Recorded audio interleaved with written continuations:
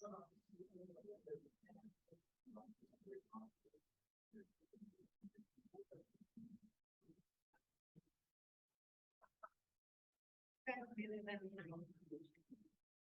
than children. I don't even need to say anything. Just quieten down.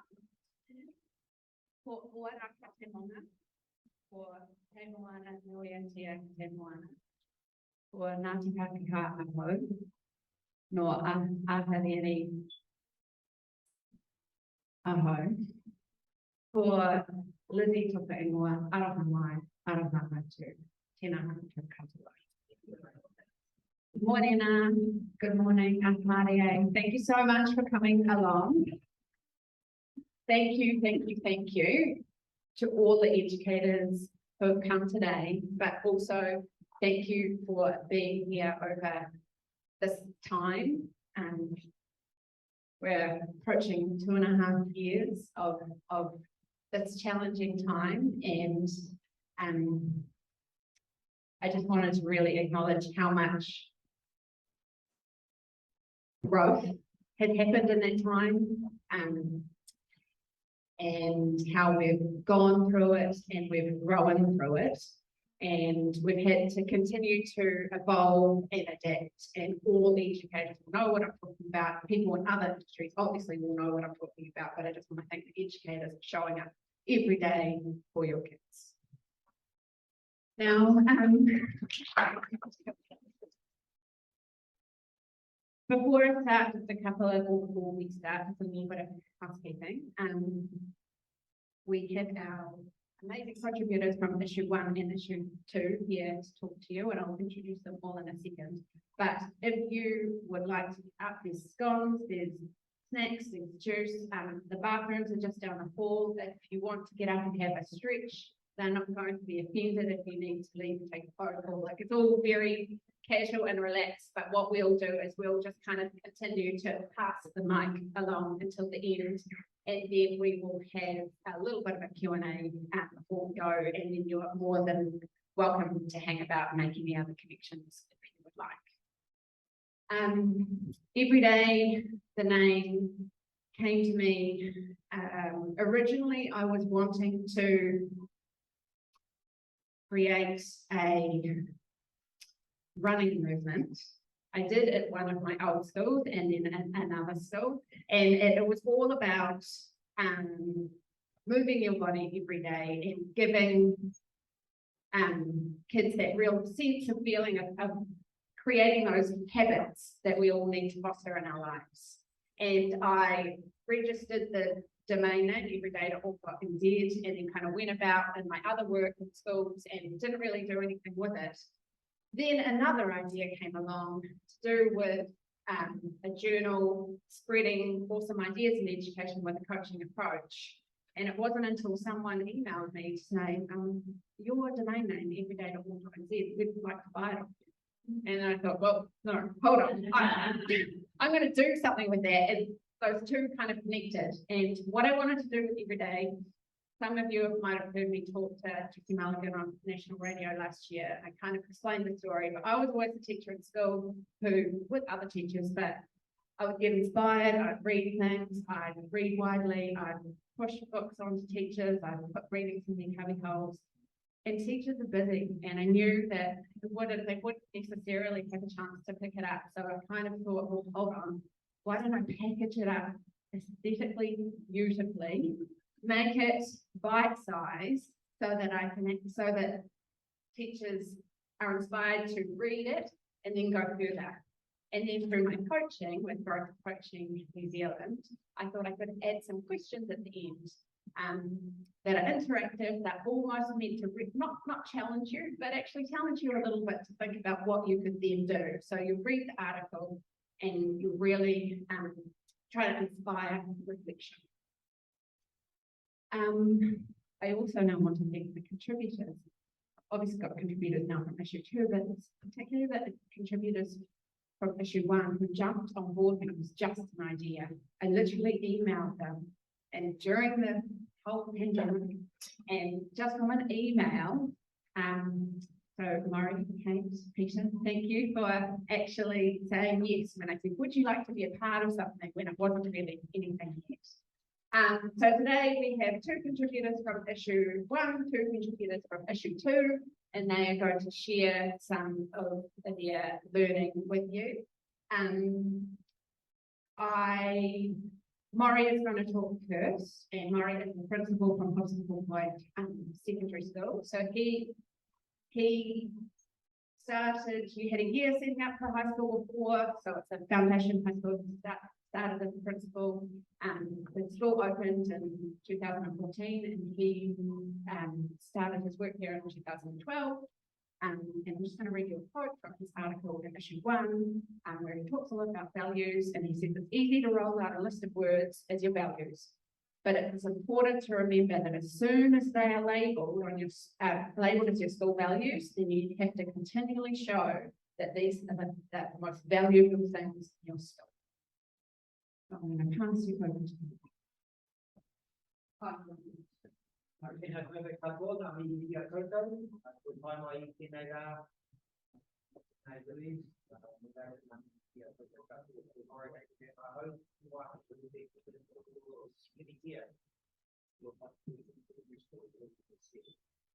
It's really look, I've been a school principal for 20 years, so I'm used to standing up in front of hundreds of kids and members of staff and talking, but I've never been so nervous in my life.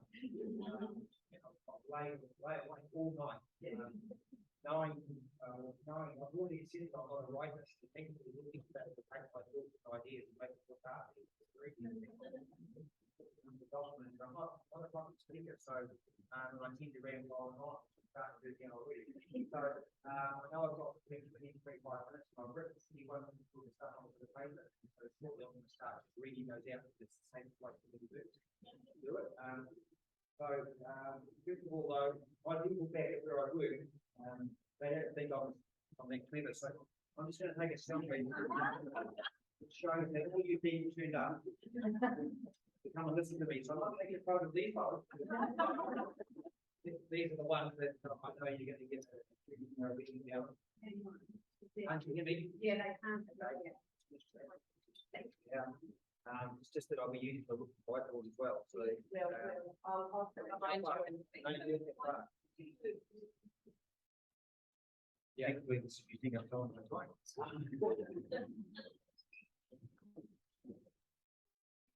Here we go. Murray's got the principal stuff sorted. We got the teaching stuff. He's going to have the mic now. Oh, I forgot to mention, we've got a bunch of people on Zoom as well that are joining us from around the country and Australia. Cool. So this one slide is going to stay up there all the time, and at some random points I might talk about some stuff that's up there. But if you start getting disengaged a little bit more, just have a look and read about that, because that's our school's foundational stuff on which my article was based. And I want you to read it and think, wow, I wouldn't mind actually working at that school. Or I wouldn't mind moving into their zone and sending my kids there. The food teaching job closes tomorrow at 4 o'clock. And in the next 6 weeks, I'll be advertising most of the maths, hard materials, and most of the bit of PE and outdoor ed. So just keep having a look at that if you want to get a bit distracted. So COVID's going to play a bit of a part in what I'm talking about. The COVID-19 pandemic disrupted almost every aspect of school at once. There was the obvious shift during lockdowns from classroom-based learning and teaching to screen-based remote teaching and learning. After the lockdowns, many schools then experimented with types of hybrid learning, with some ākonga learning from home while classmates learned in the classroom, and with some teachers teaching from home while others were on site. But the disruption went beyond just the mix of on and off-site models. Our response to the pandemic challenged and changed our thinking and practice about pedagogy, attendance, assessment, and connection. It also exposed inequities that were always present, but not always so visible, around devices and connectivity, space and support to learn from home, and the need for many young people to support the financial situation of their whānau. Many of us are beginning to reimagine what schools could look like. There can be no hankering to return to what was normal prior to COVID. What we're experiencing right now is our new normal, and it's going to be our new normal for a long period of time. Some in the sector are really worried by this. Others are excited by the opportunity to take advantage of the disruption, look for the positives that emerged, and then contribute to a paradigm shift in education. The time is right for such a transformation. The article I wrote for Everyday One, Leading and Thriving in Innovation, was written in March 2021. This was a year into our COVID experience, but well before our Omicron experience. So 2.5 years into our COVID journey and 1.5 years after the article was written, seems like a good time to explore how my thinking about how to lead in innovation stood the test of this huge challenge to leadership and thriving. It's also timely because we know that we're going to be grappling with this pandemic for at least 5 more years. In fact, many are talking about us being in a COVID decade. We are living our new normal right now. So I thought I'd first of all share what we did. Secondly, how did our school's foundational ways of operating that I talked about in the article, and that's on that video, on that slide, pair up. And then more importantly, finish off with, so what does that mean for our school and schools in general? Because in my view, it's time for a paradigm shift in schooling, and the COVID disruption has hinted at a way forward. So, first of all, what did we do? Right, so while we had to set about to design and adapt our responses, we realised that processes, systems and guidelines were necessary, but most importantly was the need for the continuation of the key principles that guided our practice and what we thought made good learning. And that's sitting up there. Even though learning and teaching were initially moving off-site, we didn't want things to look too different. We wanted our learners to be comfortable and familiar with the processes we would be using. With extreme short notice, remember back to March 2020, a group of key staff and student leaders were brought together and we worked intensively to develop a school-wide approach to remote learning. Addressing the need to maintain our approach to whanaungatanga, relationships, and manaakitanga, supporting and looking after each other, that was our priority. The school's commitment to cultivating quality connections between staff, students, and parents had to be ongoing, irrespective of whether learning occurred on campus or in a digital environment. An overview document was created that outlined the agreed approach to remote learning, key practices, and how they relate to the school values and principles. This included what learning would look like for different groups of students, the expectations for face-to-face interaction, and ways to support and look after each other as teachers. When the school was operating in lockdown, I met with students online at the end of the first week to review how the approach to remote learning was working. They said they needed some clarity around, or some consistency across their Google Classroom environment, across all their learning areas, so that when they clicked in, everything looked the same, no matter what class they were looking at. And they were keen to have their work outlined at the beginning of the week, so they saw everything they had in front of them.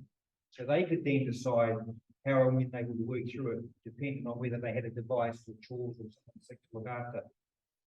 This feedback was conveyed to staff who were happy to modify their practice. I'm proud that we were open to learning and prepared to change practice based on students' experience. And then the continuation of hubs, which is a small group advisory we operate in our school. It remained the crucial way of maintaining connection and support for students while learning from home. This hub model existed in our school from our inception and proved invaluable in maintaining connections. When the school faced new challenges due to Omicron, we adopted a similar approach and collaborated with staff on how we would respond. We realised that it didn't matter how many students had COVID, we could still operate as a school. We had a teacher-only day to create an easy-to-understand flow diagram that would guide our practice in situations such as when students are at home sick but can still work, when students are isolating as contacts but can still work, when students are afraid to come to school but can still work, when staff get sick and can't work, when staff are a household contact and want to be able to carry on working remotely, and every possible complex sort of combination of those. And we set up a staff buddy system to provide mutual support to ensure continuous student learning should there be staff absences. So that's what we did. So the second part was, so how did our school's foundational ways of operating bear up? Well, in my article, that's what I concentrate on, our school's foundational ways of operating. And in that article, oh, no, I don't think I'll do that. Yeah. I don't think so. Oh, no, I can. Yeah.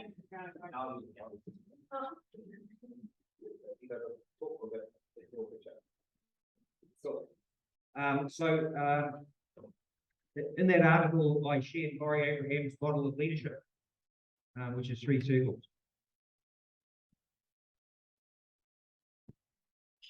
Sitting here is moral purpose. And as an individual in a school, and especially as a leader, you need to have a clear moral purpose about what you're trying to achieve. And that gets you to go to work every day. But as a leader of the school, you also have to have a collective moral purpose for your whole organisation. And it should align a little bit with your own one. And so I suppose that's what our vision is up there and that collection of things up there. But a moral purpose without this next one is useless. And that's courage. You know, you've got to have the courage to actually be delivering on your and your school's moral purpose every single day. Moral purpose without courage just creates disconnection from your moral purpose, and people give up on you. Courage without a moral purpose, just get charged all over the place doing crazy things with no connection. And then the last one is the idea of being open to learning. The fact that you might have a really clear view of what people think and what people believe or how things should be, but you might be wrong. So this is our sweet spot here in the middle.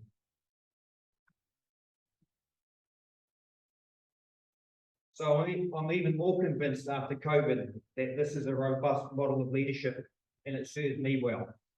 My moral purpose did have to shift a little bit. I had to make a continuous and conscious shift to a stronger focus on well-being and connection before I focused on learning.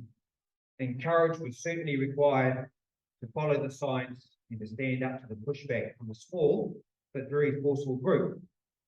And leaders also needed to have the courage to trust in their other leaders at their school and their wider staff. I've already mentioned how we showed we were open to learning when we heard from students that they wanted a common format in Google Classroom for each class and making their work available for the whole week. In the article, I also referred to a couple of big rocks on which to build foundations and guide decision making. I spoke about our vision, our 2 pathways to excellence that's on the slide, and our helpful habits and values. I argued that school practices in normal time need to reflect and promote these. An example I used around values was school prize giving. There's nothing like a school prize giving that tells kids and parents what the school values. Hundreds of kids sitting in a hall watching the first in English go across, the first in maths go across, the first in science go across. And 95% of those kids sit in the auditorium and they know, no matter how hard I work, I will never walk across that stage. And the community and the students know that's what their school values, despite what's written down on bits of paper. So right from the inception at our school, the only prizes we offer are who's the best with the helpful habits? Who's been the most adventurous? Who's been the most creative? Who's been the most compassionate? Who's been the most resilient? And then the next level of prizes, and this touches on the quote that Lizzie used, with our values. If you call something a value, it's got to be the most important thing you do. So who's been the strongest in inquiry and strongest in connectedness, collaboration, and innovation? And then above that, because we have 2 pathways to excellence, which is our 5th value, academic excellence. So just like a school does. And equal beside it, personal excellence. Who's been the strongest in habits and values of equal value? But sitting above that, the top prize, overall excellence. Who captures both of those? So our kids and our community know that at that important event, we bring life to this, and that's what we value.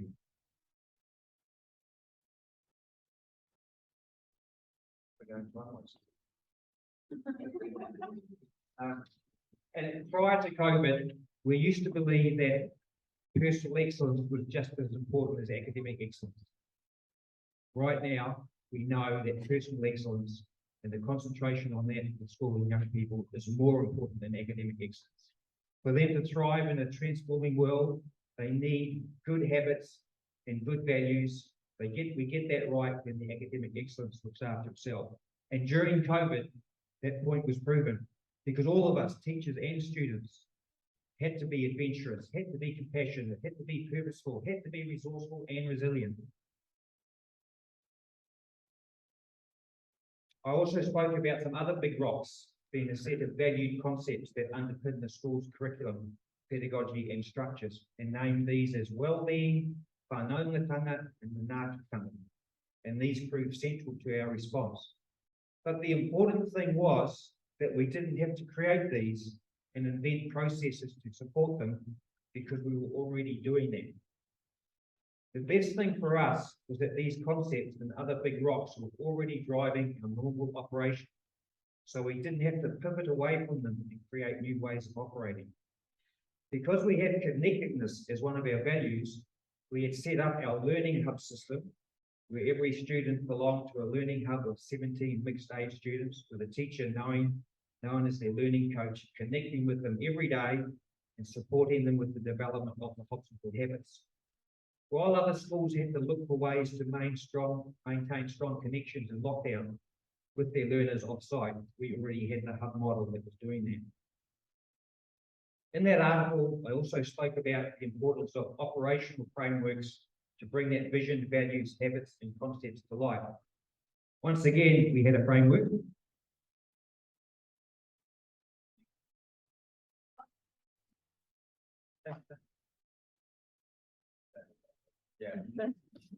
That I want to share with you.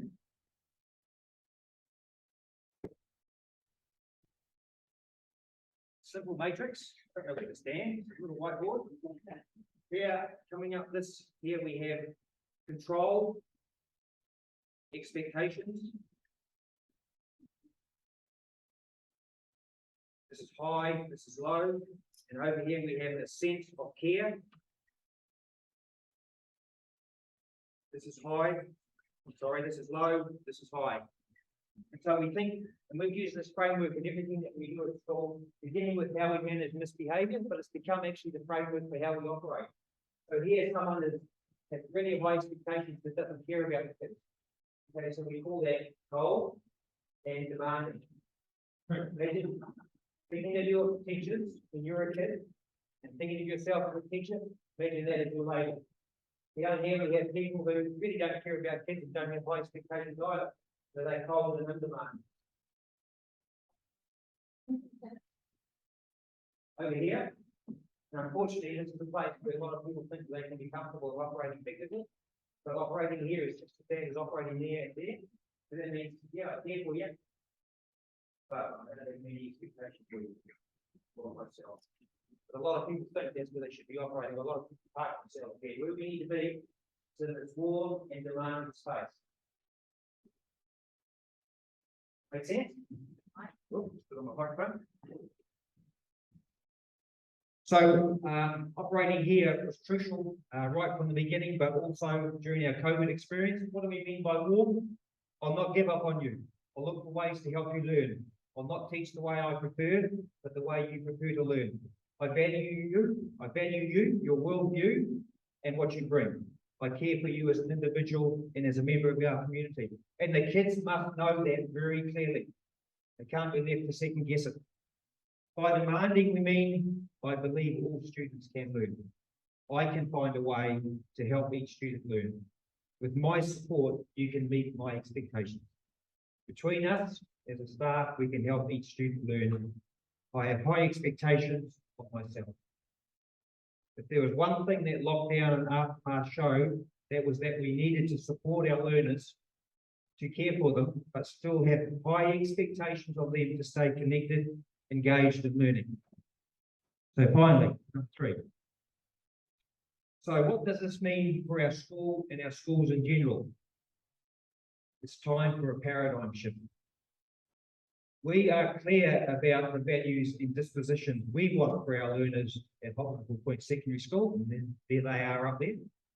Through a process of collaboration and common shared experience, staff have been successful in keeping true to what the school stands for. But we are keen to embed and build on the benefits from the good practice that has occurred. We say we're about developing self-regulated learners. What we have been pleased and surprised about is some students have really flourished with their learning when they've had more opportunity to perform the work when they want to. How can we give them more opportunities for self-regulation? And that's a challenge because most schools build their institutions around reducing opportunities for kids to self-regulate right up until the age of 18. I firmly believe it's a time for a system-wide paradigm shift in education and schooling. The disruption caused by COVID and the practices we all had to pivot to has shown us that schooling doesn't have to be the one-size-fits-all factory model we currently have. We need to reimagine a different future for schools and learning with a different way of organising schools, a different curriculum, that's the stuff we learn, and a different pedagogy, the way we teach. COVID has shown us that we can continue teaching and learning with everyone off-site, everyone on-site, and even some on and off-site. Does school have to be a place where everyone is always on-site at the same time, engaging with the same work at the same time as everyone else? That's the paradigm of one, as David Hood called it. When you put kids into one class, all of the one age, for 1 hour, in one room, with one teacher, with one subject, doing one set of learning activities at the one same pace, and doing the one same piece of evidence of their understanding at the one same time. Then the bell goes and you go down the corridor and you go into one classroom with one teacher for 1 hour, doing one subject, etc. You got it, etc., etc. And that's the kids' experience. And you know, the big thing about that is that there is no connection between what they were learning before the bell went to what they're learning after the bell went. And that means you believe learning is about stuff. If you believe learning is about the connection between stuff, then we need to restructure what schools look like. It's the time for the paradigm of many. All schools have had an experience with COVID where they've had to change the way they teach students learn. We've also been told the situation is going to be around for a decade. And surely the huge existential crises of climate warming and biodiversity destruction must mean the what of what we teach must change. As well, the growing inequities in society, not only in Aotearoa, but across many countries of the world, cannot be ignored by schools, and we must produce graduates who want to be part of the solutions. And particularly here in Aotearoa, we must make sure that we honour Te Tiriti and the way we structure schooling, what we teach and how we teach. But transformation in schools is hard to bring about. Sugata Mitra, you know, the guy in the Indian slums who put the computers on the walls that kids then went along and became physics sort of people just by playing around with computers. He said, it's quite fashionable to say that the educational system is broken. It's not broken. It's wonderfully constructed, just that we don't need it anymore. He's captured the dilemma facing past attempts to bring about transformation. The current system is robust, and despite many drivers, nearly there, look. Over many years pushing for transformation, the system has been able to withstand them because it's too strong. However, it has not faced the level of disruption created by a long-lasting worldwide pandemic. When we add the pandemic to the list of drivers, we are at the perfect place for a paradigm shift. There's no going back to what was normal prior to 2020. Our world and how we operate in it has permanently changed. Important societal institutions such as schools need to embrace and be part of that change. We're facing an accelerating and increasingly complex time of disruption that requires us to reimagine our purpose in every aspect of the way we operate. We need to prepare our young people to thrive in this changing world. You'll be pleased to know there's a little active group of us working behind the scenes to move from the paradigm of one to the paradigm of many. We hope to be in the Secretary of Education's ear at the end of this term. There's no better time now to get this paradigm shift underway. Thank you very much.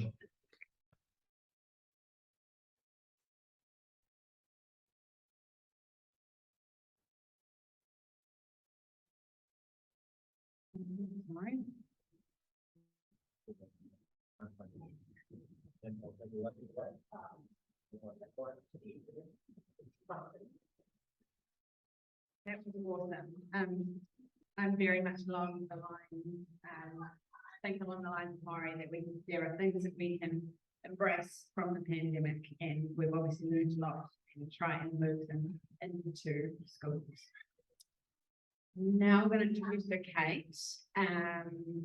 Kate is an educational consultant, thought leader, a coach. And I first met Kate when I had gone through coaching, and I was a cross-school leader, and I was coaching teachers and within school leaders. And I really felt like I needed a coach. And so I reached out to Kate, and she did some coaching with me. But we also actually, prior to that, I think we made our connection because in the first lockdown, Kate awesomely ran a book club. And so we all read, so Kate facilitated, it was obviously all online, but all at home for the first time, it was all new and different. And we all would read a chapter of Wellbeing book, Disobedient Teaching, and we'd all jump online the next day and talk through it, and yeah, it was epic. So that's how I met Kate, and she wrote an article in issue 1 about fish philosophy and cultures in schools, and she is really positive and energetic, and she loves the fish philosophy so much that she even has a tattoo. Oh, that was going to be my big reveal. Upload now. I'm going to hand it on to you. Okay. Thank you, Lizzie. Can you please in a minute be a beautiful assistant for me and just write some words? Sure. I don't know what the word's going to be yet, but I can do that. I'll just keep the mic organized. Good, everybody. Yeah. Right. So I do need to refer to some on here just for this little bit. This is important to get it right.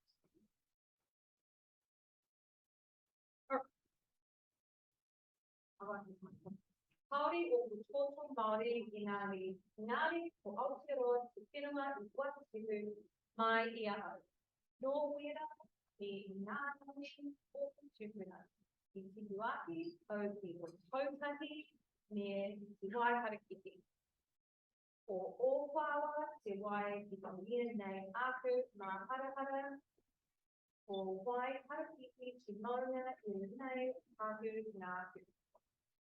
E noho au I te whiriroa, o tēnei tāku, niki I ngā tānaka whenua o te rohi nei. Tēnā koutou. For those of you with a keen ear, you may have picked up that I grew up in Blenheim and I now live in Hamilton. You'd be very pleased to know that I have much better taste in reading material than I do in desirable places to live. So I'm absolutely thrilled to be here today to support Lizzie with this incredible resource that she has created. I think let's take a moment just to pucky for Lizzie.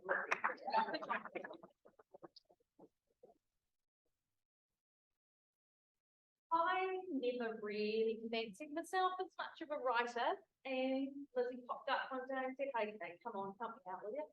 And a pen to paper, something I was really passionate about, and what do you know, she's created something really beautiful with it. So it's a tremendous resource, and when she reaches out to all of you in the future and asks you to write something, I highly recommend it. And she'll only make you do this standing up part if you really want to. So yes, I am Kate. I am described as many things: professional learning facilitator, thought leader, educational coach. But I think the favourite way I have of describing what I do was, it came to me when I was in a school in Tokiri last week. Walked through the school gates and one of the kids said, oh, it's the lady that asks all the questions. It's exactly what I do. Coaching is my jam. I fell in love with it when I was an associate principal, kahuiako across school leader, team leader, digital technologies coordinator and social club coordinator all at the same time.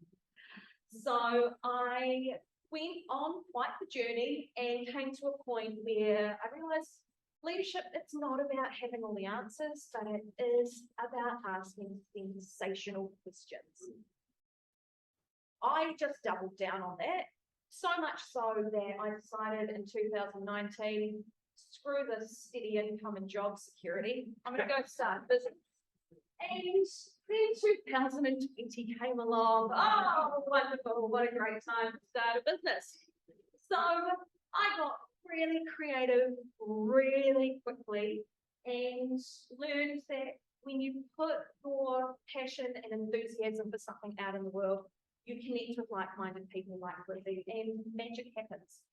And now we're at the second half of 2022 and my coaching business in schools is better than ever, fully booked till the end of the year. So, okay, I must be on to something pretty today. So, what I'm here to talk to you about today is what I wrote my article about in the first episode, that's not right, in the first issue of Everyday. And that is this little baby. Is anyone familiar with the fish philosophy? Oh, I can tell the people who are smiling and nodding. Yeah. So this came to me at a pretty tricky time. I know, just like we all do, teaching can be bloody hard sometimes. We give so much of ourselves to the job and it takes as much as we let it. I would come home, bitch and moan about this DP I had who was a control freak and the SLT parents that were giving me a nightmare and all the behaviours, blah, blah, blah, blah. You guys know the story. My partner, bless his beautiful heart, one day sat me down and he said, Kate, you've got to stop. Thrust this book upon me and he said, bloody read it and then come back and talk to me. It's a 90-page pamphlet, really. And so I sat down, read it all in one go, and I don't want to be funny about it, but it actually changed my life. I'll show you the text. I'm going to wait till the end.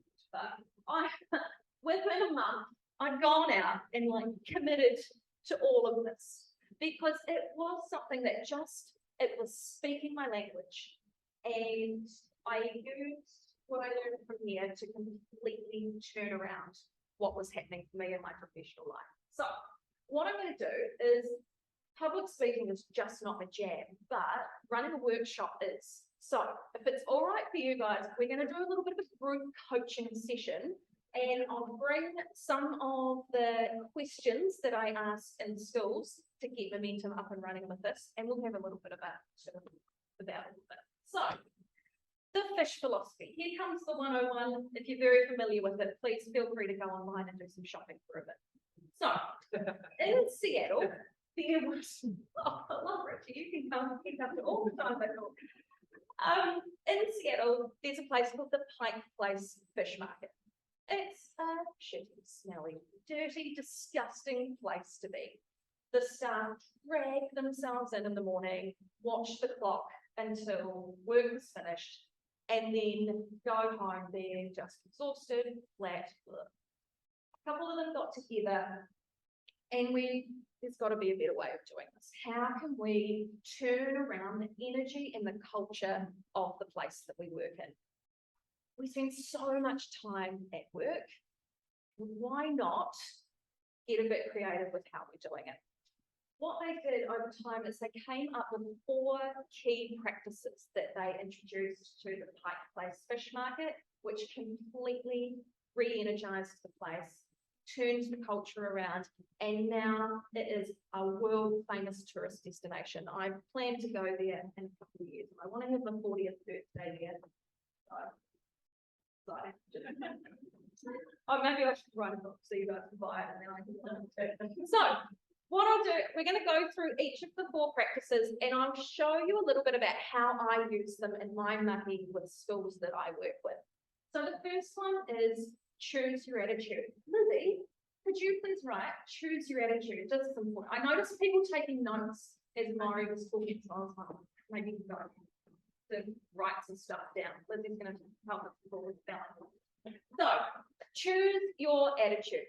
In the Pike Place Fish Market, this is the difference between have to go to work, I get to go to work. Okay, the words we use are so important. when I talk to teachers and they're going, oh, got to have a parent meeting, no, I get to have a parent meeting and understand what's going on so I can support them and move forward. Okay? Oh, I have to write reports. No, I get to write reports to celebrate the things that my students have achieved. Choosing your attitude is just about acknowledging that thoughts can either happen to us and control our emotions and what we do, or we can take some time to slow down and think about the thoughts we want to have, about the attitudes that we want to bring into our work every day, and about the energy that we want to bring through the door. So I like to explore this with educators by asking them, on your very best days, what's going on for you? So think about a day when you get to the end of the day, the kids are gone, and there's like that calm moment. Yeah, we know it. On the days when you go, shit, yeah, I feel proud of myself, what's happened to you in that day? Has things been really spontaneous? Has it been really structured and according to plan? Has it been really energetic? Has it been really calm? When you can identify the things that are happening for you in your best days, that gives you really good insight into how to choose the attitude that you want to take. For me, as Lizzie said, I just run on adrenaline and enthusiasm. If I'm not excited about something, I'm not doing it. So for me, when Lizzie said, hey, do you want to come and do this speaking event? My initial thought is, no. But then I come back to, hold on, okay, how do I want to approach this? I am super enthusiastic about fish philosophy. If I get to talk about that, I'm all in. So here we are, okay? Choosing your attitude is all about understanding what gets you going. So I'm very interested to see if there are any words here that you guys would fire at me as an answer to the question of what is happening on your very best days. Don't be shy, tell me. Flow state. That's right. Falling into a flow state. Nice. Flow state. Oh, let's write this down. Yeah, sure, okay. Laughing. Yeah. Beautiful. Thanks, Kate. The other place. You don't need to. Moving forward. Moving forward. Gosh, doesn't that feel good? When they trust my team. Nice. You've trusted your team and they've shown that they're trustworthy. Yes. Love that. Anything else? Your very best day. Not just an okay day, but best days. Be there. Nice. Yeah. We've had some great student voice. We've had some affirmation of some sort. Susie. Honest. Oh, yeah. So good. So, take that home with you. Have a think. On your very best days, what is going on for you? Acknowledging that is the first way to choose your attitude. Second one, play. Now, we're teachers, we're literally reading the books. We know that play is crucial for children, but what about us? We spend so much time talking about engaging learners, but we need to spend just as much time talking about how we're engaging our teachers. We talk a lot about differentiating learning for kids. Let's differentiate learning for teachers. We talk so much about learner agency. Let's talk about teacher agency. All of my work is driven by my fundamental belief that if we want schools to be incredible places for kids, we've got to start by making them incredible places for adults. So we can put play into our day in so many ways. We're so fortunate that we essentially are working in a gigantic playground. This is about looking at everything that you have to do and asking yourself, what can I do to make this more fun? What can I do to make it more fun for myself? What can I do to make it more fun for my learners? Now, not everything's going to be happy, wonderful rainbows all the time. I get that, but you can bring fun to everything. Not everything will be fun, but you can bring fun to anything. Okay? It's just about taking the time to ask those good questions, let them sit there, come up with really, really good answers. Third one, Lizzie, make their day. So I have a lot of conversations about this in schools at the moment where Maury might want to close his ears for a bit. Where teachers go, oh, the principal just does nothing for my well-being, and it's just not very good. And okay, make their day. Yes, we can give people some words of information, great, beautiful stuff. We can go and support people. We can offer to do the last few minutes of a duty for someone. So that's all really lovely stuff. That doesn't equal well-being. That equals a positive experience at school. And what I hear when people say, oh, no one does anything for my well-being, it's we're not thinking about how we can make the day of people around us. Well-being is a personal thing, and I'm sure Amy's going to talk about this, so that's all I'm going to say about that. But making their day is all about asking yourself, what experience can I provide today for a child, a colleague, a parent, that is going to bring some joy for them? Think back to your early years as a student at school, and the things that you will remember will be the times that there was an experience that you have held on to and remembered, hopefully for all the right reasons. As teachers, we get to shake things up so much. We have so much creative control over how we do the things in our classrooms. So when we go into it and ask ourselves, how can I make a memorable experience and make someone's day, magic can happen when that's the mindset that we're in. And the last one is, I was saying Lindsay already knows. It's be, oh yep, she's got it. So be present.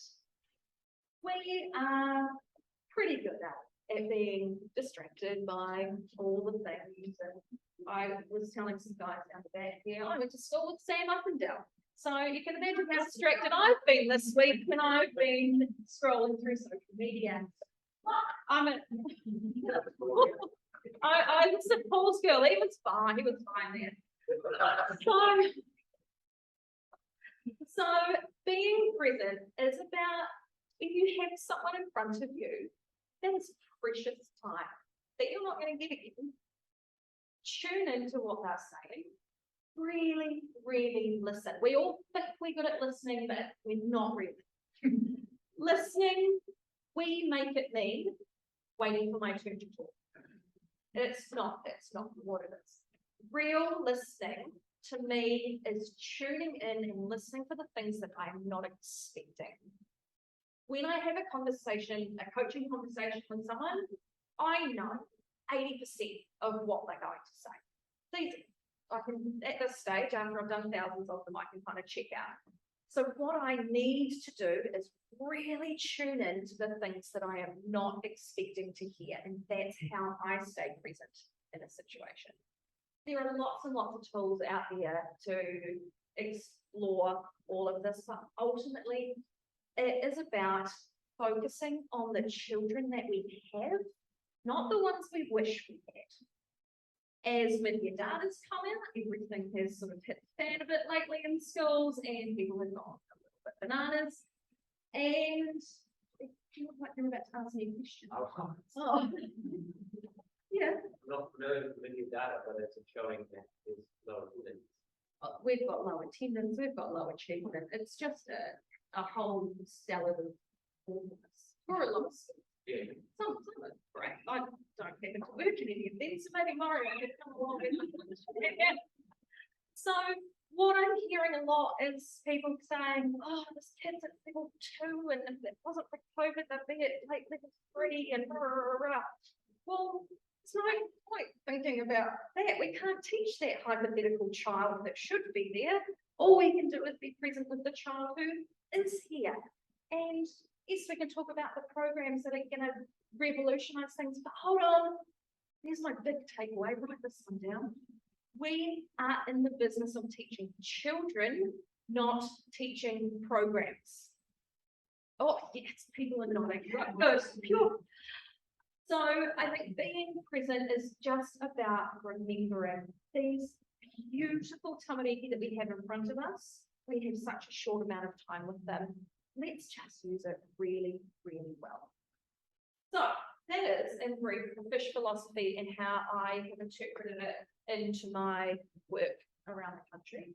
And yes, I love it. It's my favourite thing. So thank you all for giving up your Saturday morning to be here and think about these things. I just love your work. And thank you especially to Lizzie, because I love your work as well. And I think together we are going to change education in all the right ways. Thank you.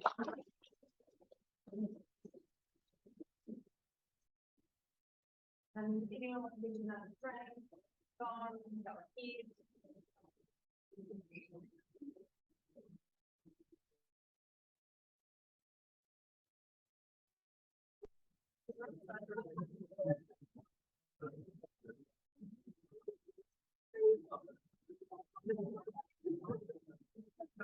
I really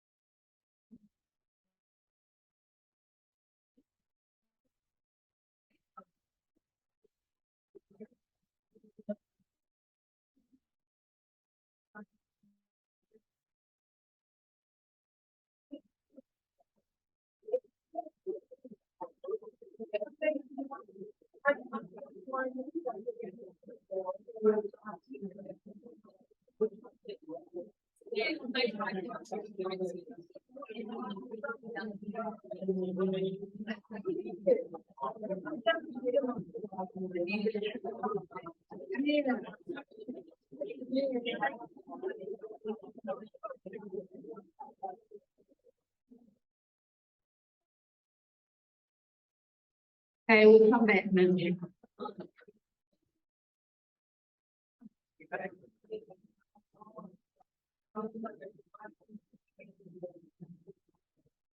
So, I'm about to hand over to Amy. Amy, as I mentioned earlier, is a teacher here, a year 7 teacher here in Tamaki, and she wrote a book last year. And it's amazing. It's Amy's story. It's called Cracked Open. It deals a little bit with teacher burnout, but what really struck me is the idea of compassion fatigue. And it kind of really hit home and it started to understand a bit more. And then the antidote being self-compassion. And what's lovely about her memoir is teachers can kind of see themselves in her story, but also they're kind of being seen like, yeah, we can understand each other, etc. So I'm going to hand over to Amy now. Thank you. Amy's our first contributor that didn't issue. Hi, thanks Lizzie for inviting me along. It's quite a surreal experience.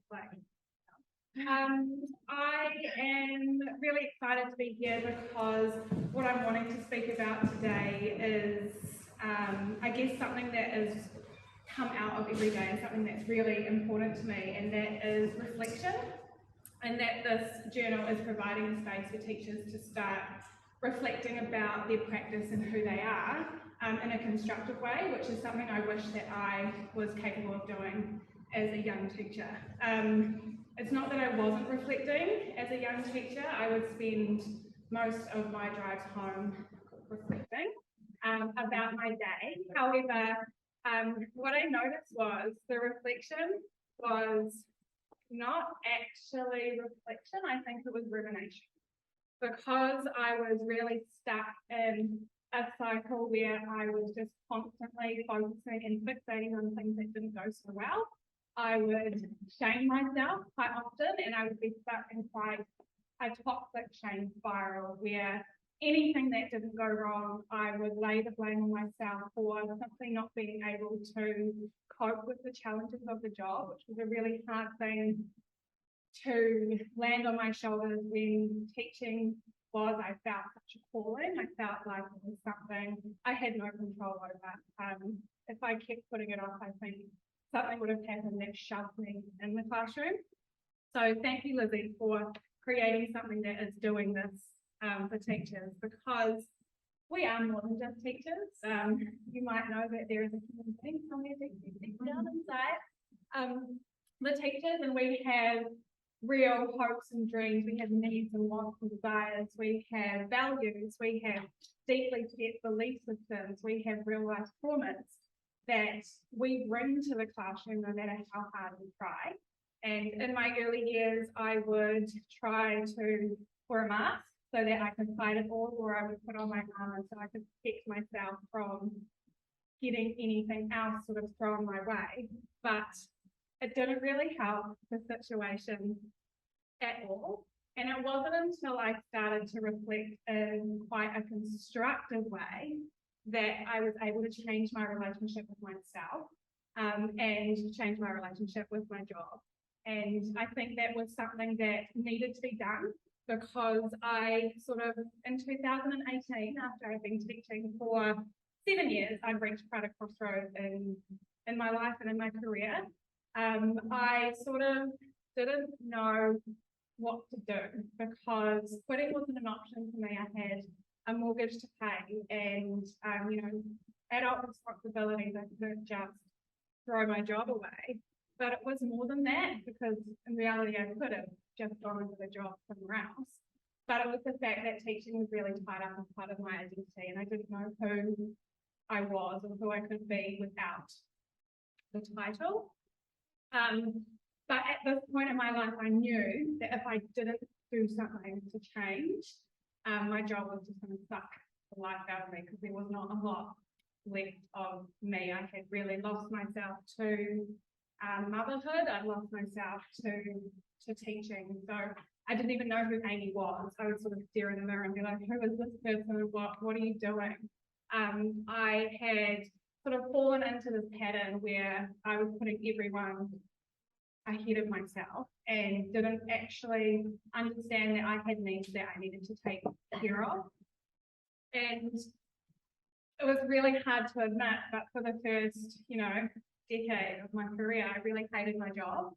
But at the same time, I really loved it. So I felt like I was in a constant battle with myself and never really feeling like I was truly fulfilled in the work that I was doing. And in 2018, I took a mental health day. Not my first mental health day, but my first mental health day where I called it what it was. Because I knew my headspace was so toxic and the rumination was making me really unwell and really unhappy. And it wasn't just my classroom that suffered, it was my family who suffered. And I would take home all of my feelings from the day. And maybe it's a little bit egotistical of me to think that I thought I was alone. I thought I was the only person on the planet who felt this way about myself and who felt this way about my job. So I think that's why I hid it for quite a long time because I was embarrassed and I felt a lot of shame for, not being able to thrive in a job that I really honestly believe I was called to do. So if it's something that I'm meant to be doing, why is it so hard and I couldn't understand? This is when I first wrote something and I posted how I articulated what was going on and I shared it to the New Zealand Primary Teachers Facebook page, which I'm sure you all know a lot about. And I was absolutely floored when hundreds of people commented that my experience was their own and that I was speaking what was in their mind. And on one hand, it felt really cool to be seen and to know that I wasn't alone. But then there was another part of me that started to get a little bit gutted that I wasn't alone. Why are there so many people feeling this way about themselves and about their jobs? And this is really when I started to take my reflection to the next level. And I think this is partly because I was starting to work with people and see that there were people who actually love their life and love their job at the same time. And I really wanted to get in on the action because it was really nice. So what I started to do is I started to get out of my head and I started to speak to people. And Kate was one of the first coaches that I worked with. So it's really cool to be sitting here. It's so weird. This is the first time I met in real life, but she's had such quite an impact on me. And this is the power of getting out of your head and speaking your mind. Because when you hear the words tumble out, you're sort of confronted with, is this actually true? Is this what I believe about myself? And this is around the time that I started writing. So when I started writing my book, I wasn't intended really to write a book. I didn't think I could actually do it. But as I started writing over the months and the years, I really started to notice a pattern in terms of the experience that I was having, the words I was writing, particularly around how I was feeling, but also I really started to notice that I was kind of in a cycle. And it wasn't until I noticed the cycle that I was in that I was able to really start to make some changes to my work, because I always truly believed it was the workload. I, hand on heart, was the teacher who wore my stress like a badge of honor. I was always running around talking about how busy I was. And when I moved to a private school, your eyes would water if you knew how much time I had. And this is when I started to realize that it's not actually the time. That's not really the issue, because I now had all of this time to do all my planning, mark, whatever you guys probably do when school finishes, I can mostly do in my school day. But I was still finding the same cycles were happening for me. And this is when I started to go, hold on a second, I don't think it's the workload. And this is when I started to realize that I was actually making a hard job, because it is hard. I was making a hard job harder on myself.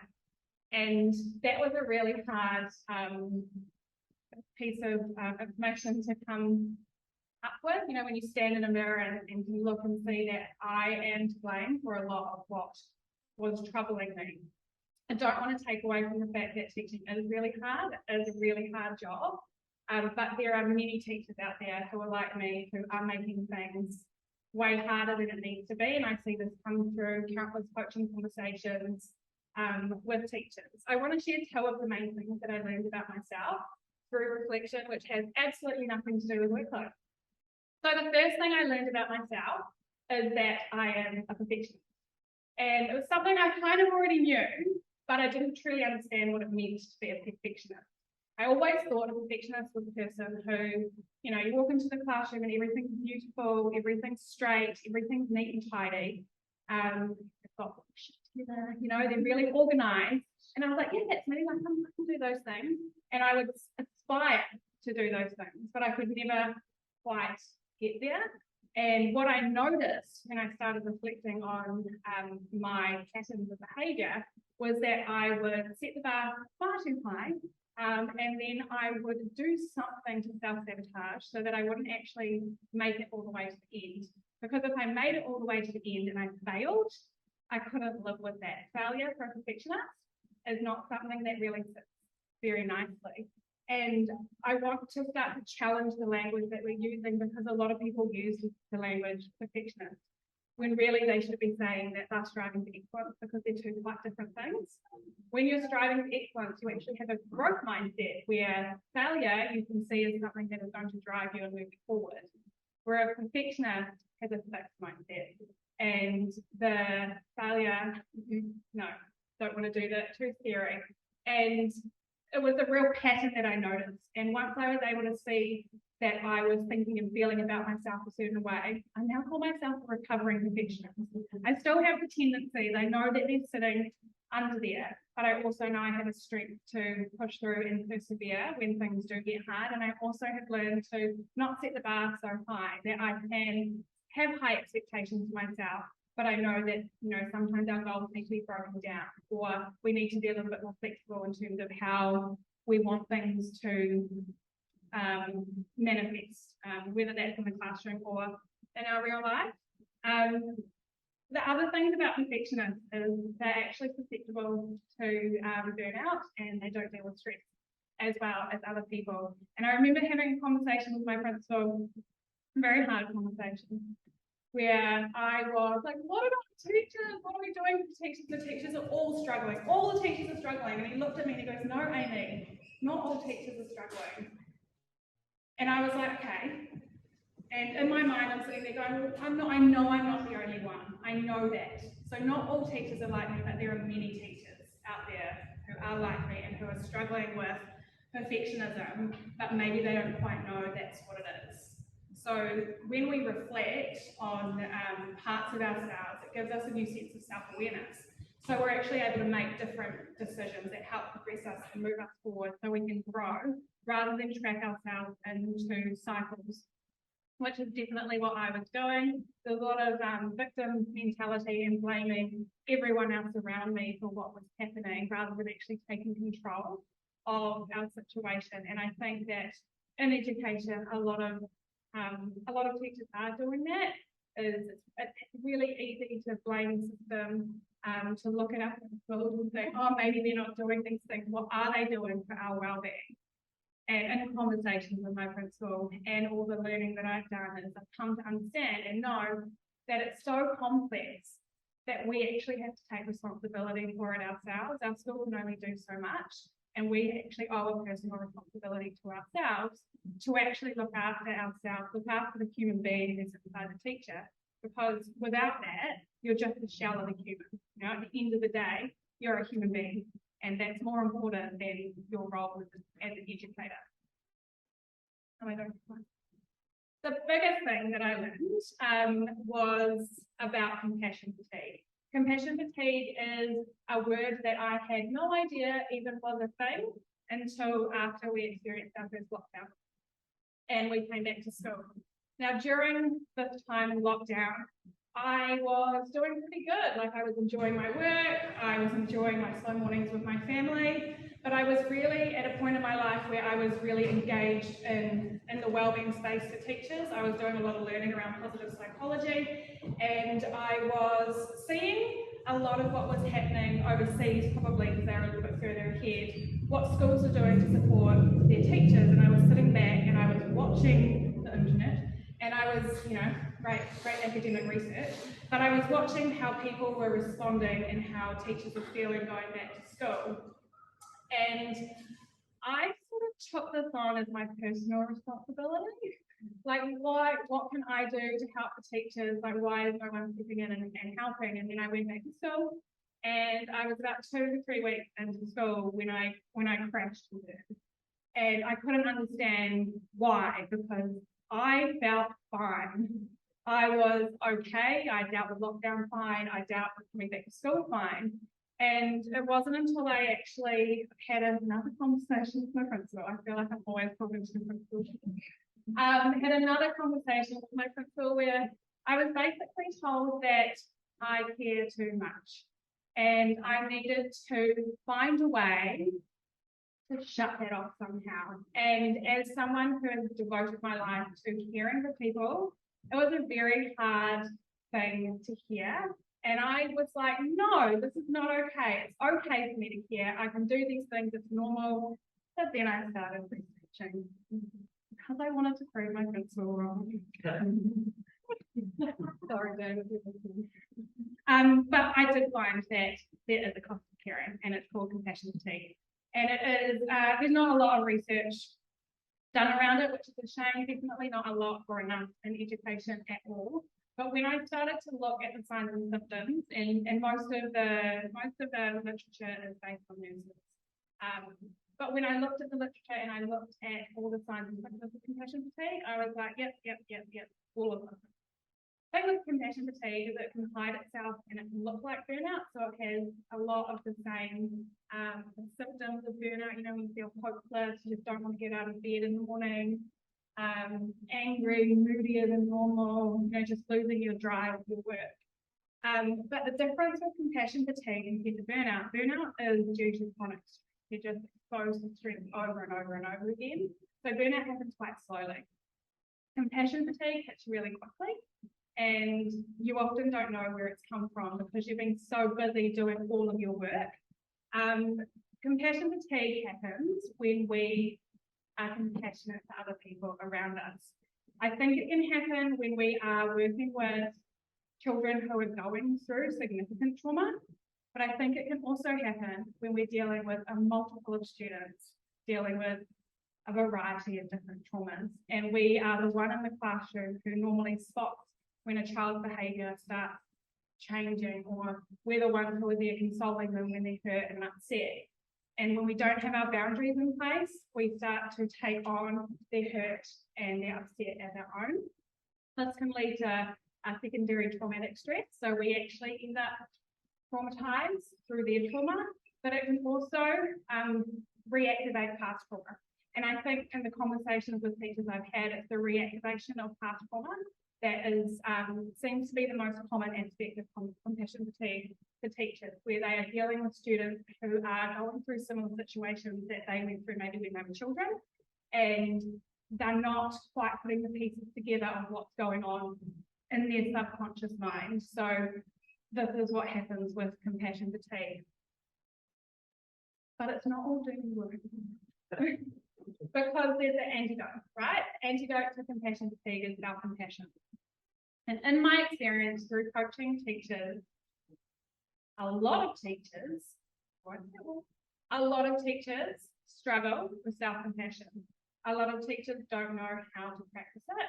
And I want to sort of make it a bit wider, because I think a lot of women don't know how to practice self-compassion. We're so used to our role as being a caregiver that's kind of how society gears us up to be, and society tells us that we have to look after everyone else before we look after ourselves.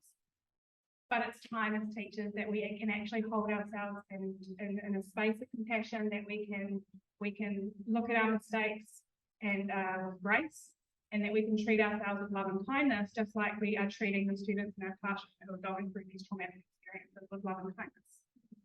So in conclusion, it's not really just about the workload. Our job is complex, and if we aren't taking the time to understand who we are as an individual and a human being, teachers are going to continue to struggle in a job that's already really hard. For us to fight for systemic changes in education, we need to be responsible of taking care of who we are as a human first, so that we can step into our education environments in a better headspace, ready to deal with all the stuff that's going to come at us, because there's a lot. So I think that's all I'm going to say now.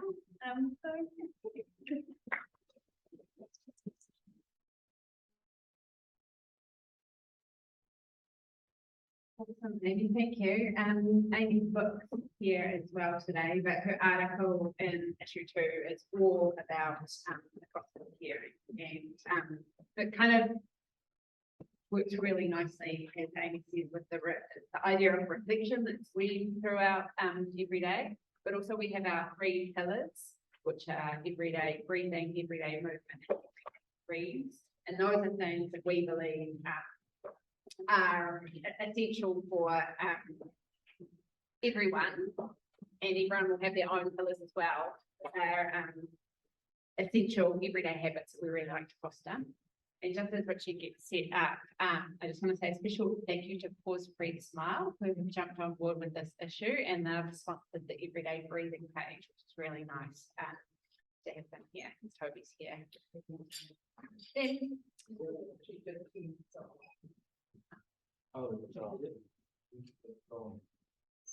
Okay. Thank you. I feel offended. She got cancelled by the predictor. So it's kind of funny, it's almost full circle. The first time I heard Richie speak was in this exact space about 5 years ago. And so it's so nice to have Richie back again today talking. In that time I've kind of watched, he's got a really positive, awesome message, and I've watched it grow and watched, I guess, his career move and segue into education. One of those everyday running events, like I train up kids in schools to run in the kids marathon. At one point, must have been a couple of years ago, I reached out to Richie and asked him if he would come in and run with us. Then I gone and did, which was awesome.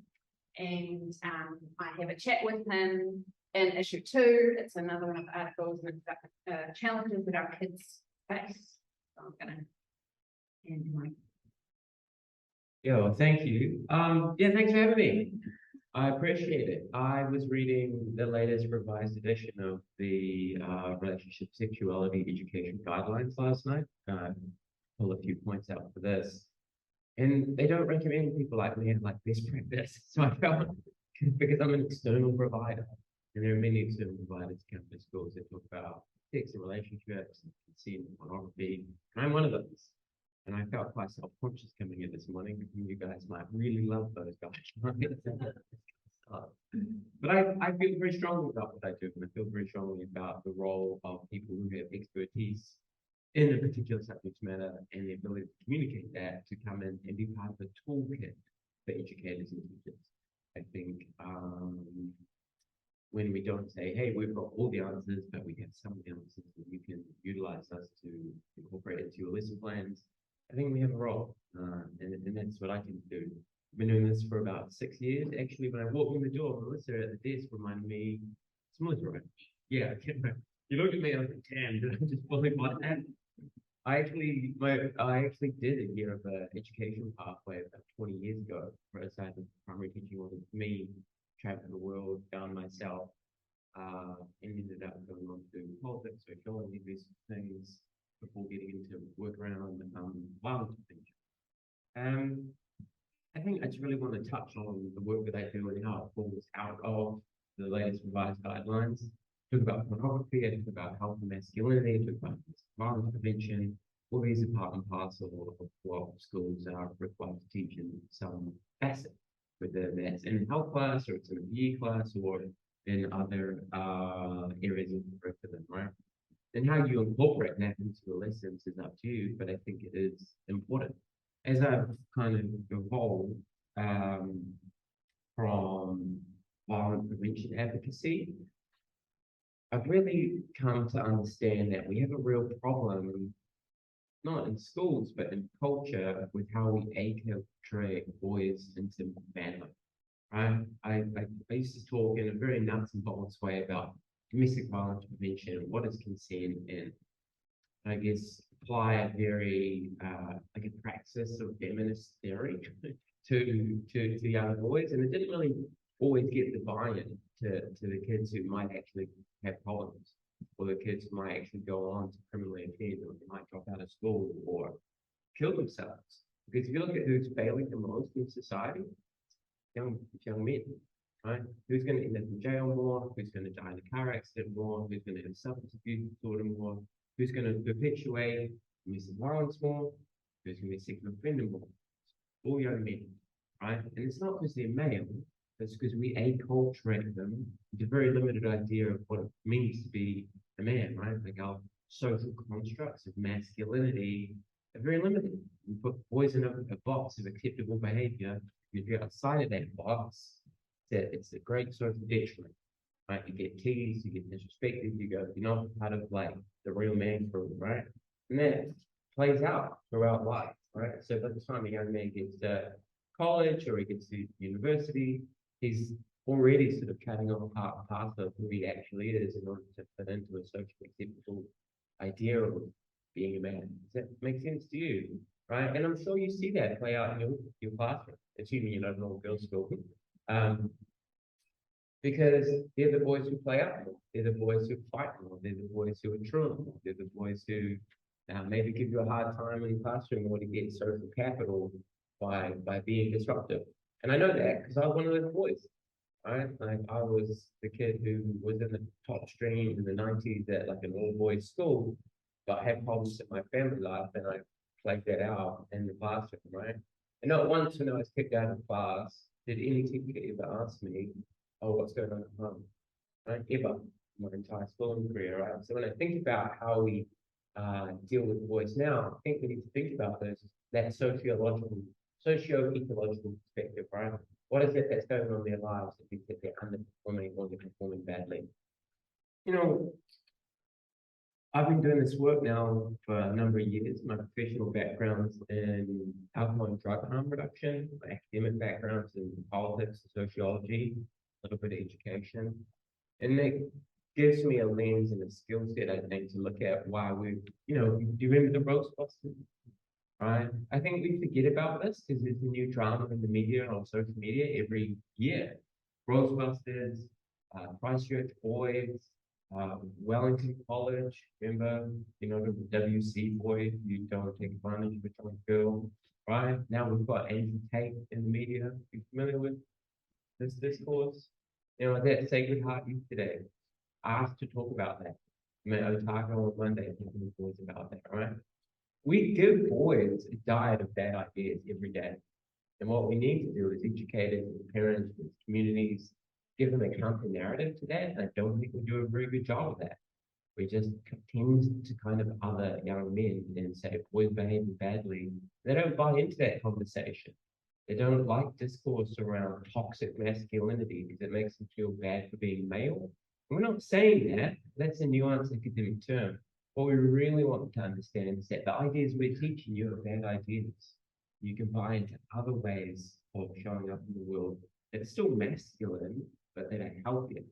Because if you just think that being a real dude is driving your car fast, disrespecting women, perpetuating sexist jokes, being homophobic, you know, working hard, chasing, buying a Lamborghini, it's going to be bad for you too, right? You're far more likely to experience mental distress as a male if you buy into this cultural idea of this is what it means to be a dude, right?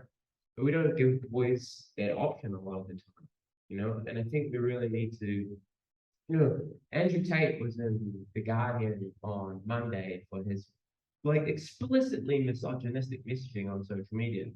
Like he talks about women shouldn't drive cars, women are property, women should be choked and slapped. He moved to Romania because he's far less likely, in his own words, to be investigated for rape. On Monday, he had 4.2 million followers on Instagram. Yesterday, when I checked, he had 4.4. All right. And I think that appealed to young men because where's the other alternative? Right? If you're a young dude looking for a sense of identity, a lot of activists in social spaces don't appeal, right? Like they're completely unrelatable to offer a healthier alternative of a masculine model, right? They don't appeal to regular kids or boys who are looking for a father figure. And so if someone like that does, I think we have a role to point them in the direction of healthier ideas because our kids are shaped by the media environment in which they live in, right? Is that fair to say? How many of your kids are looking at TikTok or Instagram? You know, Facebook's a bit dwindling now, right? but you know what I'm saying? Right? Our kids are getting their ideas about how to show up in the world through social media. They have limited time with their parents. They're often working really hard, trying to keep up with the cost of living. You know, teachers are in a really difficult position because you have so many different cultural influences on our young people, and that plays out. And I know that because I've been invited to talk to literally tens of thousands of young people in Australia and New Zealand. And our kids are sexually assaulting other kids in classrooms or in locker rooms, or they're sending dick pics, or they're harassing kids online, or schoolyard bullying that plays out on social media. And our kids are killing themselves as a result of that. And now it's our young men who are often they're both the perpetuators and the victims of that. And I think if we give them alternatives about what a healthy masculine behavior looks like, it's going to have like a preventative approach to harm, right? For me, when I'm talking in schools, I use a lot of like I suppose motivational interviewing techniques, which I take from the background in alcohol and drug harm reduction. I don't try and lecture kids. I try and talk with kids because they actually have a lot of the answers for their own problems. Instead of saying it's bad to like fighting, I say, what do you think it means to masculinity means? Opening the question. And then give them 2 minutes. And if it's a strict school, sometimes it can be crickets, right? You really have to elicit, you have to really elicit a response. But if you give them, you know, if you speak in language that they understand and you don't mind like cussing a little bit, and talk to them sort of where they're at rather than where you'd like them to be, they really get into it. Kids would tell you, like, be tough, have muscles, score heaps of chicks, you know, like, they understand what the problems are. You just have to give them permission to speak through that, right? And then you have the ability to open a conversation with them. I found it. And give them like understandings about what is what definitions are. When we're talking about gender, it's become so confusing now. Like it's like the conflation of sex, like our biological reality, and gender, like the social construction and gender roles. It's so confusing for lay people. Even academics and activists, I would argue, deliberately conflate these things. And I think this is a detriment of everyone. I think we need boys and men to understand there's nothing wrong with being male. Like testosterone is a real thing, and that can play out in your interests and your behaviors, right? But we need to not double down on some of the negative things like aggression and give you a pathway away from that by not glorifying violence, by not glorifying male dominance over women and girls. We don't do that. If we could easily legislate to make, say, Pornhub an age-restricted website, but no one does it, right? It's not politically popular. There is no sort of limit on what young people can look at on YouTube. And then we wonder why the educators of this world get so much buy-in, right? But do you want to know what the average age of exposure to pornography is for a young person? About 10, right? And that's evidence-based, right? And then our curriculum is actually really great. There's a lot of scope in the school curriculum to talk about healthy sexual relationships, but every school is different, right? And every board of trustees is different. Every board of trustees is different parents with different values dictating what gets taught and what not. So we're not taught in some schools, like in, I guess, highly religious, socially marginalized communities. I've had boys ask me if boys could get pregnant at 12 or 13 years old. They would really know it, right? Right. So I know that's an extreme example, but at the same time, we have to understand why so many boys hurting so many girls. Why are so many girls leaning into like this emphasized socialized idea of femininity, which means sending nudes and not thinking about the long-term consequences of that? Where's that come from? If you look at your relationship, sexuality, education guidelines, they explicitly say we need to talk about media literacy, social media, when these things end up, right? But I feel like the weight of social pressure at the moment is in favor of shitty ideas that come from social media, right? And it's like, how do we give them the tools to not buy into that? Yeah, I think asking questions and giving them definitions is important, right? We need to, particularly when we're talking about boys and men, I think get them into the conversation.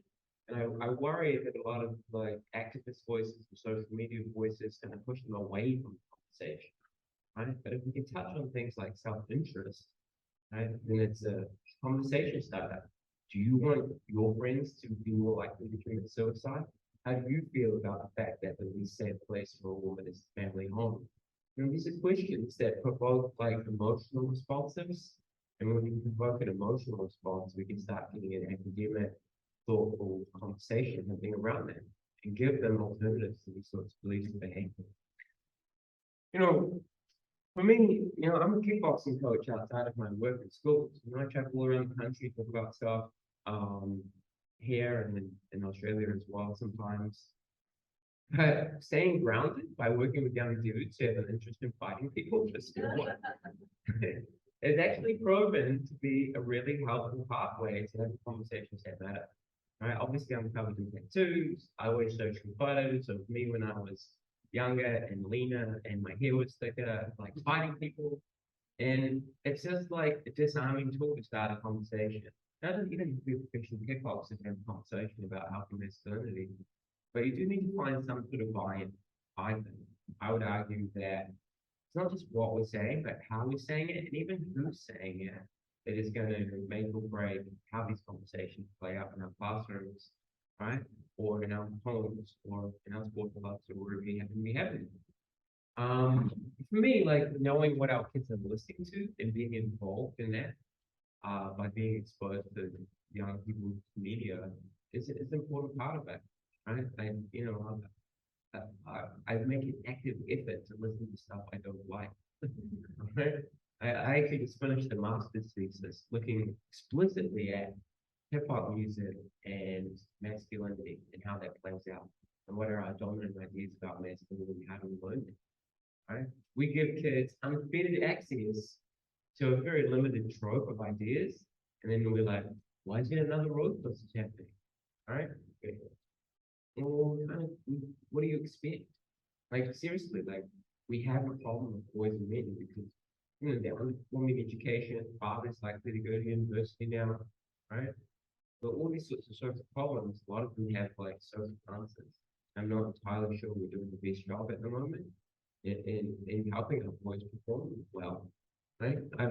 I got into this work because I passionately want to stop gendered violence. I started talking about that about a decade ago. But then if we want to stop women and girls being victims of violence, then we need to work with boys and men. And I don't think we're doing that in a way that's meaningful enough. There's great people doing it, but it's like I've been trying to express haphazard and hodgepodge, right? How do we get educated and upskilled about what are you taking to the classroom? What values you have, what are the values you expressing? When you say don't grow like a girl or hard enough, don't be soft, these sorts of old concepts still come through, right? Not just from men either.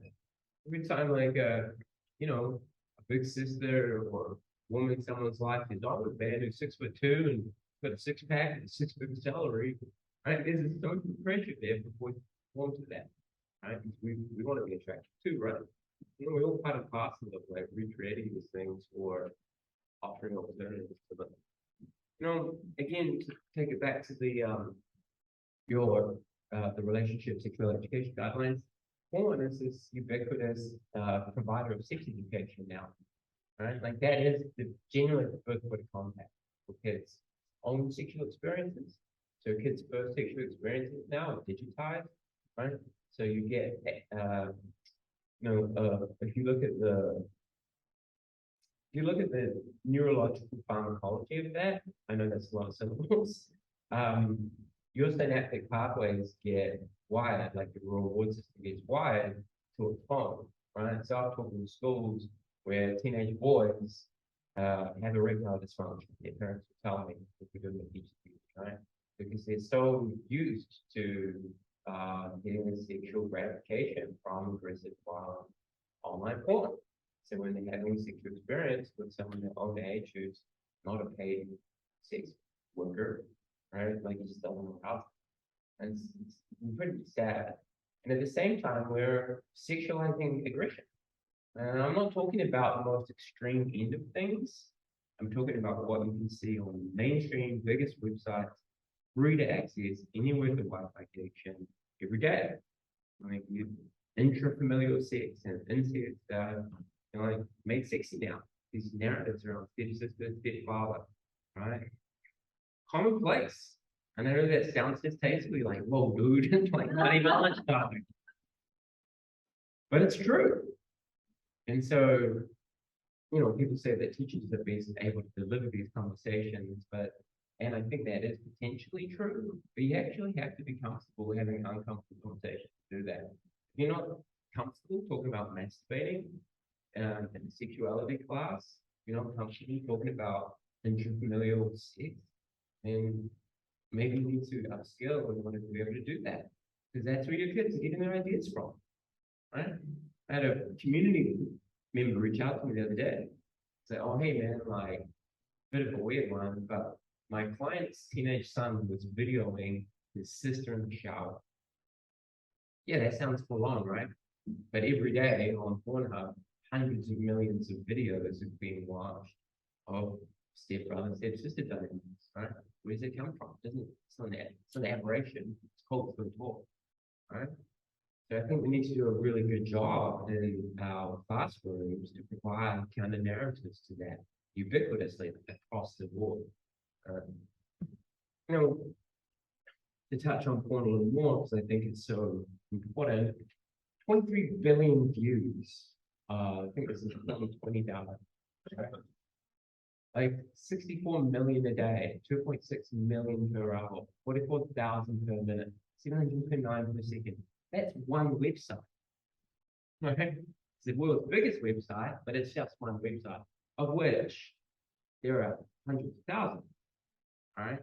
And you have to understand that porn is just viewed on websites, you do all manner of social media platforms. Right? And kids are sharing it with one another. I've had schools ask me to come in and talk about the fact that revenge porn online sexual harm is a huge problem now. I remember I was at one space and a group of boys had catfished another boy. Do you know what catfishing is? Yeah. And then pulled off some like sexual images of a woman, pretended to be a woman, sent this boy like these nude images. Hey, send me some nudes back. Young boy full of like excitement does. And then they obviously put his nudes on the school group chat, blah, blah, blah, blah, said he's took me to school, self-harming. And that is not like a one-off experience that happens with time these days. But we normalize that. We don't give kids critical filters and skills around how to navigate social media safely well enough. And I really, really think that preparing our young people for broader society, not just to get a job, but to like navigate relationships, have healthy sense of self, have healthy romantic and sexual relationships. We have this great ability as teachers and educators to do that if we want to have brave and uncomfortable conversations some of the time. Yeah. You know, because that's where our kids are getting their ideas from. You know, what's porn sex? It's the same sort of stuff that they hear in music videos, right? Porn has become so ubiquitous that the narratives within it, and this is from the Life Project. You guys familiar with the Life Project? Life Project are a not-for-profit who provide education around porn specifically. Run by a woman called Nikki Denham, and I do a bunch of sort of, I guess, contract work for them. They're like, oh, yo, what's up? Can you come and talk to this school? I'm like, cool, let's get it. Anyway, this is what's normal for kids. And then you hear like Cardi B, like globally popular, recreating these narratives. Like, the song in 2020 that young girls were TikTok dancing to was WAP. You know the song? Which explicitly says, gag me, spit on me while you're looking in my eyes. If you are into that as an adult, go get it. Do what's good for you. All right? Like, I'm not trying to shame people's sexual proclivities. But you need to be able to talk about giving kids a buy-in to that and not a social pressure to perform like that. Because there's so many sad articles out there that a young woman's idea of good sex is that it doesn't hurt, as opposed to pursuit of mutual pleasurability. Does that make sense to you? Right? So our kids are consuming this in mass. And then like, oh, why have we got so many problems? Because our media environment is creating these normative ideas which aren't healthy. I had a teacher message me this morning and he said, thank you very much for coming yesterday. Just the concept, just because it's normal doesn't mean it's healthy, is a useful idea for me to use in my classroom. Right? I think showing kids the world that they live in, having a talk with them about it, and then offering them alternatives to it, is a really useful tool, right? You know, and using these open-ended questions. Yesterday, I used to do this when I was like first in this space, and I came at it with this like really aggressive feminist lens that kind of problematized the sort of behavior that I'm talking about today, right? And I think boys would feel bad about it. But as it evolved academically, professionally, and also as a man, like as you talk about, we walk into classrooms without our baggage. I put the solutions first these days. And then I was speaking in Melbourne recently, a bunch of kids came out and were like, you're the first guy who's not made us feel bad about this. Thanks. And that really let me know that I was kind of doing it right. Because a lot of kids like have some blue-haired, septum-pierced activists screaming at them on TikTok about their toxic masculinity. And they're like, oh, I'm not toxic, right? Because they don't understand the difference between masculinity and gender role being a dude. Does that make sense to you? So when you give them ideas about what, when you let them express ideas about what's healthy, they're real keen to hear it. We started to 1,100 young men, and we started with this question. And they told me communication, consent, kindness. We had a mean laugh about it. It was out of Sacred Heart, right? The boys were hilarious. They were cool boys. You know, none of these boys want to hit their partners when they grow up. None of these boys want to end up in jail. None of these boys want to kill themselves. None of these boys want to perform badly in academia. And they want to have miserable jobs where they go home and just drink beers to numb the existential angst, right? Right? Always that thing, getting set up for failure in a lot of ways, because we're not giving them healthier ways of showing up as a team. I think when we let them talk about the answers, they get it. We contrasted their answers yesterday with the sort of rhetoric that Andrew Tate provides to his 4.5 million Instagram followers. You know, choke a woman, put a machete on the table, make people scared. When you let them see the contrast between what they already know to be right and true and what society is showing them in some spaces, they get it. And they're happy to reject it and walk away from them. And I think that's where a lot of the work lies. You can find a whole bunch of teachable moments in culture that's relevant to you or your school, what you're familiar with. Obviously, I use sports as a lot of analogies, but I think it's essential. I think if we want to better prepare our young people, we need to help our young men do better, be better, and show up in the world better in a way that relates to them. You know, it makes me sad that the least safe place to be a woman is the family home, statistically, right? But at the same time, most men are not violent men. We need to give them the ability to understand that violence comes out of a set of ideas and cultural values, and all of us have an ability to change those cultural values. That's what I talk about. Right? Yeah, that's me.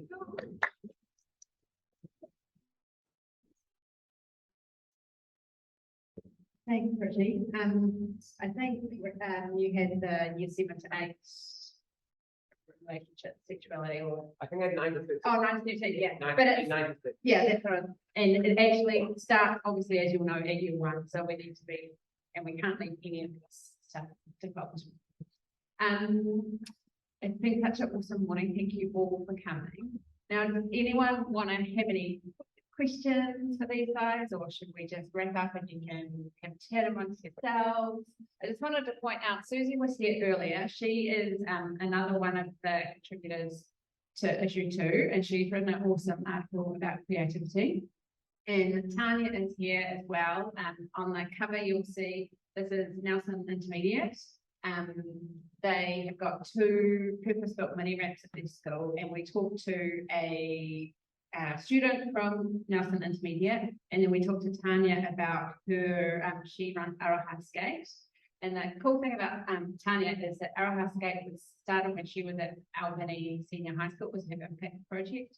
And then we also have articles in here from there, Amos, who is the principal Albany.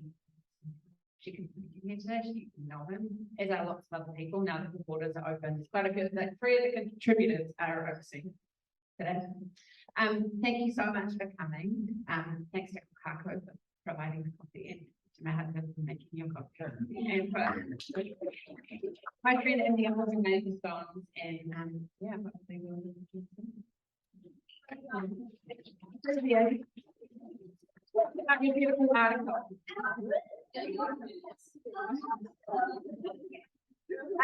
Susie, actually, when I was at Glen Avon, and it was in 2020 during the pandemic, she thought a really nice way to bring everyone together as a community, and it was probably ambitious, you would say, was to create a school album.